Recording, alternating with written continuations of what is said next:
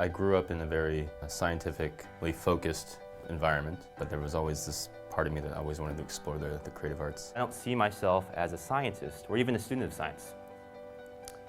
Instead, I prefer to look at myself as an artist. I got into a research lab one summer during my undergrad, and I didn't really enjoy that. I was going through my undergrad degree there in sciences, but I didn't really know what I was interested in. When I finally took a course called Industrial Microbiology, that's where I kind of discovered that there's a business side to science, and that's what really got me interested in starting my own company. I got a domain, put a website up, and started kind of advertising that I was going to be producing a mushroom-based chitosan with very high purity. I knew there was a really big opportunity to use a fungal fermentation with my microbiology background. Nobody wants synthetic chemical preservatives in their foods and beverages. What I admire about David is that he was in this degree, has very specific avenues that you can go down, and he chose not to go down any of them and create his own path. Hey, Jacky, how you doing? It's good to meet you, yeah. I went into a second-year organic chemistry course, fell in love with chemistry, and that's where I met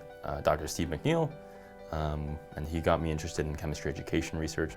I decided to collaborate with someone who had similar ideas and who wanted to leverage skills. Those are more of my artistic skills, so video production, synthesizing that into the sciences. I think we're transforming science education. I think it's the most wonderful time in history to be involved in education and to think about education, because now we're in a situation where the teacher is no longer the fountain of all knowledge, because students, young people, very young people, have infinite data at their fingertips. A good teacher facilitates, they ask questions, and collaborating in that fashion to work towards a collective problem that we have.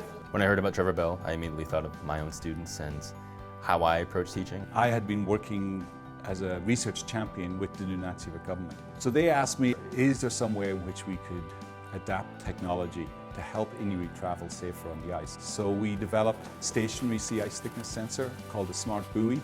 There's clear parallels between what Trevor did and what I seek to do as a researcher in the classroom, to include those voices that are the key stakeholders. I met Andrew through a group called Ikarvik. They take young Inuit youth and they look at they're a bridge for science between people, researchers from the south and the community members. Everything that we do always involve Inuit and their knowledge.